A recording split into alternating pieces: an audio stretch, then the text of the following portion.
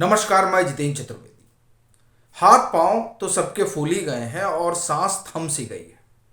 फिर वो चाहे मनीष सिसोदिया हो या अरविंद केजरीवाल, या फिर भले ही अरविंद केजरीवाल ईमानदारी का तगमा बांटते फिर रहे हों, लेकिन दारू घोटाले में जिस तरह की चीजें निकल कर सामने आ रही हैं वो दरअसल सबकी धड़कनें बढ़ा दे रही हैं।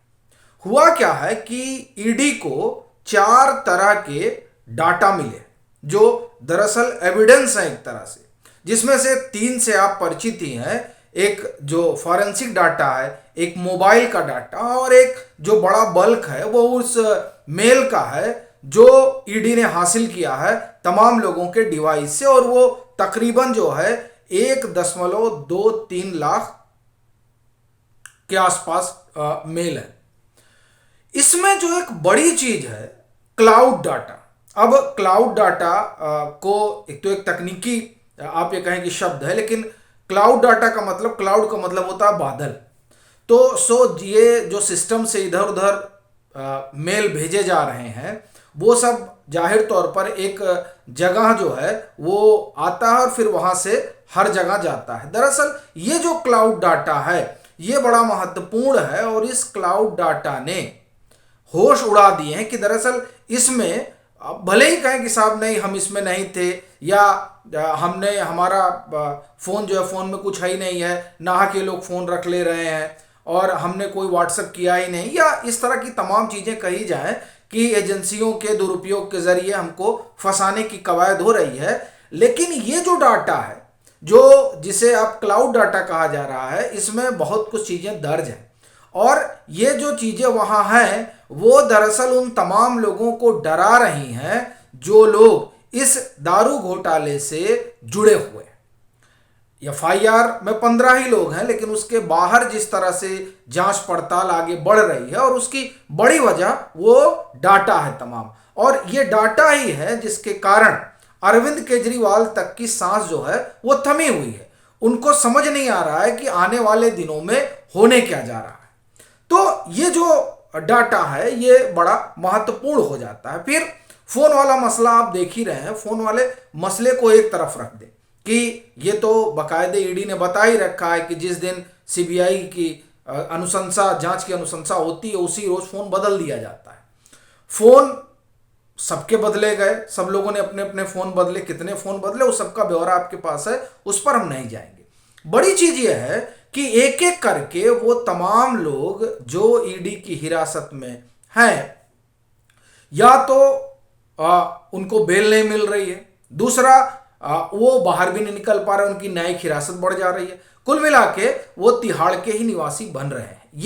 ये एक बड़ी बात है जो ये बताती है कि दरअसल सीबीआई हो या ईडी हो, उनके पास जो दस्तावेज हैं वो दरअसल इस तरीके के हैं जो बहुत सनसनीखेज है। अभी आप मनीष सिसोदिया का देखिए। मनीष सिसोदिया 22 तारीख तक जो है वो ईडी की कस्टडी में होंगे। अभी जब उनको लेकर वो वीडियो कॉन्फ्रेंसिंग के जरिए राउज एवेन्यू कोर्ट से जुड़ते हैं, और वहां सीबीआई वाले मामले में अभी उनको जमानत वगैरह मिली नहीं है, सो वो न्यायिक हिरासत में चले गए। सीबीआई करेगी, बहुत क्रूशियल दस्तावेज जो हैं वो अपने पास है, और जांच जो है बड़ी क्रूशियल स्टेज में है। अब ये बड़ी चीज है कि अब इधर अरविंद केजरीवाल करें कि साहब ये तो बड़े ईमानदार हैं, बच्चे सब रो रहे हैं, सब उनको नाहक फंसाया जा रहा है। अब नाहक फंसाया जा रहा है तब इस तरह की परिस्थितियां बन रही हैं।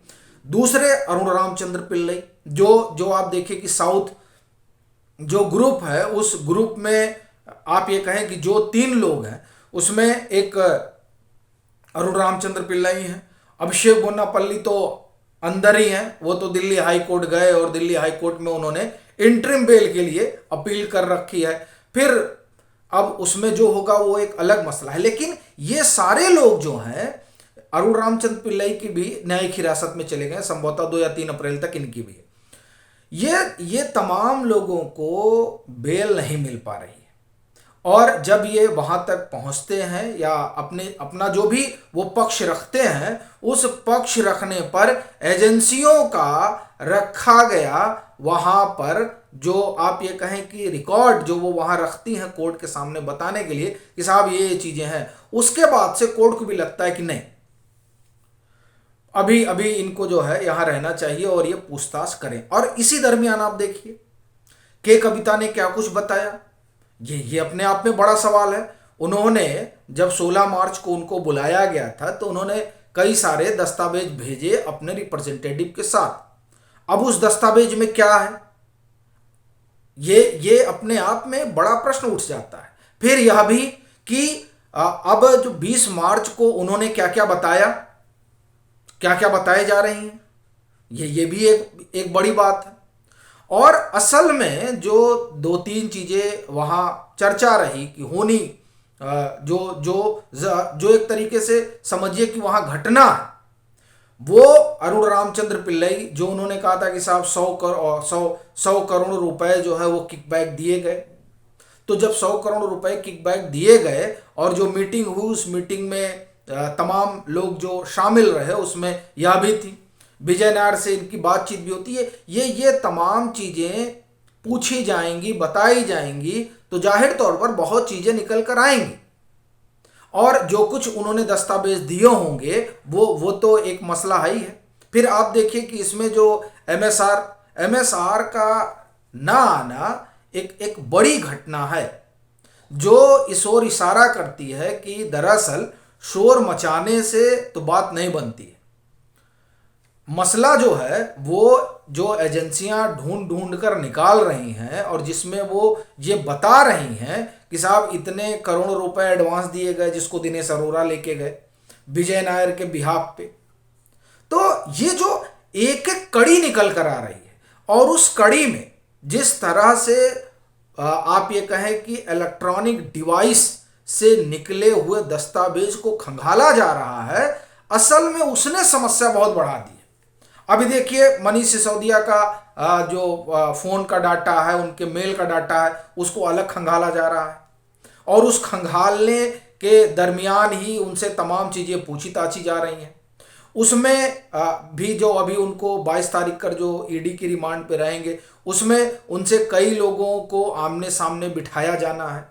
और जो सबसे बड़ी चीज़ है जो मुझे ऐसा लगता है कि इन सब में दो बातें जो हैं वो परेशान कर रही हैं इस पूरे मामले से प्रत्यक्ष या प्रत्यक्ष रूप से जुड़े हुए लोगों को। प्रत्यक्ष अप्रत्यक्ष इसलिए कर रहा हूं कि प्रत्यक्ष वो जिनके ऊपर एफआईआर है और अप्रत्यक्ष वो जो जांच पड़ताल के दरमियान इससे जुड़ते जा रहे हैं। एक जो क्लाउड डाटा आया है और दूसरा जो है ये जो फोन वाला मसला है ना, फोन में जो तमाम डाटा है इसकी वजह से वो लोग जो अप्रत्यक्ष जुड़े हुए हैं, जिनको लग रहा था कि साहब हमारे नाम तक इसमें नहीं आने हैं, वो लोग ज्यादा संकट में फंसे दिखाई देते हैं। जिनके ऊपर एफआईआर है उनके ऊपर तो शिकंजा कसा ही जा रहा है, लेकिन जो सफेद पोश बने रहना चाहते थे और जिनको इस बात का गुमान था कि साहब कुछ भी हो जाए हमारे तक कहां ये लोग पहुंच पाएंगे, उनके लिए समस्या बहुत विकट होती जा रही है। क्योंकि ये जो जांच पड़ताल आगे बढ़ रही है और इस जांच पड़ताल में जिस तरह से जो एक बार वहां पहुंच रहा है वो बाहर नहीं आ पा रहा है, और बाहर नहीं आ पाने का बड़ा कारण यही है कि तमाम चीजें निकल रही हैं और उन चीजों को लेकर एक पूछताछ भी होनी है। फिर उसमें एक ही किरदार नहीं है, जैसे जैसे जांच बढ़ रही है वैसे वैसे किरदार भी बढ़ते जा रहे हैं। दर्जन भर लोग जो है एजेंसियों की हिरासत में जा चुके हैं। तो ये जो चीजें हैं वो दरअसल परेशान कर रही हैं आम आदमी पार्टी के अगुवा को भी, और मनीष सिसोदिया का तो अपना संकट जो है वो दिखाई ही दे रहा है कि उनको लगा था कि चीज़ें हो सकता है एक अलग मोड़ पर जाएं, लेकिन अब तो लग रहा है जिस तरह से उनको संभवतः 3 अप्रैल तक भेजा गया है न्यायिक हिरासत में, तो उसके बाद से क्या ही नया मोड़ आएगा। क्योंकि सीबीआई अभी कह रही है कि हमारी जांच क्रूशियल स्टेज पे है, तो अभी उसको भी कुछ पूछताछ करनी होगी और ईडी कर ही रही। अभी देखिए ईडी 22 तारीख तक कस्टडी में है और ईडी अभी क्या बताती है, क्योंकि जब पीछे इस 5 दिन की कस्टडी मिलने के लिए 17 मार्च को जो दलील रखी थी ईडी ने, उन दलीलों में तो बहुत चीजें निकल कर सामने आई थी और जिनके सामने आने के बाद जाहिर तौर पर कोर्ट भी सन्न रह गया, दंग रह गया कि साहब ये सारी चीजें हैं। तो अभी जो तमाम बातें चल रही हैं, दरअसल उसने सब लोगों की सांसें थाम दी। समझ नहीं आ रहा है कि होगा क्या। अब ये देखने वाली बात होगी कि जिस तरह से जांच पड़ताल चल रही है उसमें अभी कौन कौन लोग जुड़ेंगे, एक, और दूसरा अरविंद केजरीवाल को कब एजेंसियां बुलाएंगी। आपकी अपनी इस पर क्या राय है वो जरूर साझा कीजिए। मतांतर से नहीं जुड़े हैं तो जुड़िए, वीडियो को लाइक कीजिए, शेयर कीजिए, और अगर आप सक्षम हैं तो मतांतर की आर्थिक मदद भी कीजिए।